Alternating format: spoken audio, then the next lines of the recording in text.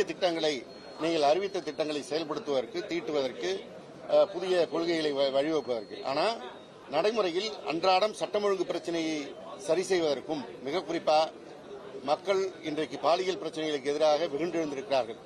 அது கோவையில் நடந்ததாக இருந்தாலும் கும்மிடிப்பூண்டியில் நடந்ததாக இருந்தாலும் சிறு குழந்தைகள் பாதிக்கப்பட்டிருக்கிறார்கள். அதை எதிர்த்து இன்னும் எதிர்க்கட்சி நாங்கள் களத்திற்கு வருவதற்கு முன்பாக எல்லா இடங்களிலும் மக்கள் ரோடிற்கு வந்து போராட்டம் நடத்தி கொண்டிருக்கிறார்கள். எனவே அதற்கு வாய் திறக்க வேண்டும் என்பதைத்தான் நாங்கள் வலியுறுத்தினோம். அதற்கு இன்றைக்கும் முதலமைச்சர் பதில் சொல்லவில்லை. காவல்துறைக்கு பொறுப்பான அமைச்சர் அவர். ஆனால் அவர் பதில் சொல்லாமல் காவல்துறைக்கு நிழலமைச்சர் போல் ஆதவர்ஜனா பதில் சொல்லிக் கொண்டிருக்கிறார். எனவே முதலமைச்சர் இதற்கெல்லாம் பதில் சொல்ல வேண்டும் என்பதுதான் எதிர்க்கட்சி என்ற முறையில் மக்களுடைய குரலாக நாங்கள் இங்கே தொடர்ந்து பதிவு செய்து கொண்டிருக்கிறோம். வைகை செல்வன் சொன்னது என்னன்னு தெரியல. அவர் அவைக்கு வெளியில் பேசலாம். அவைக்கு உள்ளே நான் பேசியது இன்றைக்கு வெளியிடப்பட்ட ஆளுநர் உரை திராவிட முன்னேற்ற கழகத்தின் கொள்கைகளுக்கு பட்டி டிங்கரிங் பார்த்து நீங்க வெளியிட்டீங்க. மாண்புமிகு முதலமைச்சருக்கு திரைப்படம் இயக்குநராக இருந்த அட்லி படம் போல இது எல்லாவற்றையும் ஒரு கூட்டு கலவையா இருக்குங்கிறத நான் சொன்னேன்.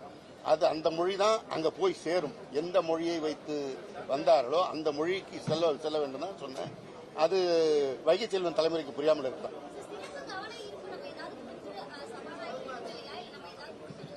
இல்ல அவங்க வந்து நாங்க இப்பதான் புதுசா ஆட்சி அமைச்சிருக்கோம், நாங்க இப்பதான் வந்திருக்கிறோம், அதெல்லாம் அடுத்த கூட்டத்தொடரில் பாத்துக்கலாம் அப்படின்னு சொல்லிட்டாங்க. 0 வருஷம் வேணாங்க. இந்த அலுவலக நாங்க எல்லாம் தொடர்ந்து சொல்லியும் அவங்க கேட்டுக்காங்க.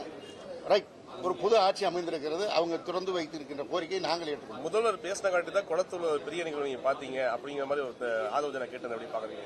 ஆதவர்ஜனா சொல்ல வேண்டிய பதில் அதை தான் சொல்ல வரேன். போதைப் பொருள் தடுப்புக்கு என்ன செய்திருக்கிறீங்க? ஏற்கனவே இருக்கின்ற காவல்துறை தான் இதெல்லாம் செஞ்சுட்டு இருக்கிறாங்க.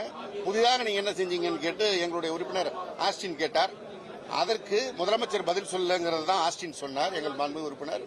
அதற்கு பதில் சொல்லாமல் திசை திருப்புகின்ற வகையில் குளத்துறை எல்லாம் இழுத்து பேசினார். நாங்கள் எங்களுடைய எதிர்பார்க்காட்டினர் கூட அப்புறம் அதை விட்டுட்டாங்க.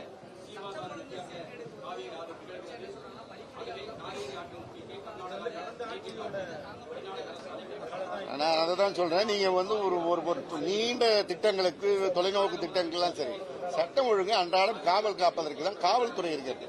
அந்த காவல்துறைக்கு தலைவராகத்தான் முதலமைச்சர் இருக்கிறார். இதை உடனடியாக செய்ய வேண்டும். இன்னைக்கு ஒரு உயிர் போய் 6 மாசம் கழிச்சு அந்த உயிரை திருப்பி நீங்க கொடுக்க முடியுமா? ஒரு சிறுமிக்கு இன்றைக்கு மிகப்பெரிய கொடூரம் நடந்திருக்கிறது. 6 மாதம் கழித்து அதை பேச முடியுமா? இது அன்றாடம் பேச வேண்டியது. நாங்க பேசல, பொதுமக்கள் பேசியிருக்கிறார்கள். பொதுமக்கள் வீதியில் இறங்கி போராடி கொண்டிருக்கிறார்கள். நீங்களே பாக்குறீங்க. இது பொதுமக்களுக்கு அவங்க பதில் சொல்லணும். அவங்க பொதுமக்களையும் மதிப்பதாக இல்லை.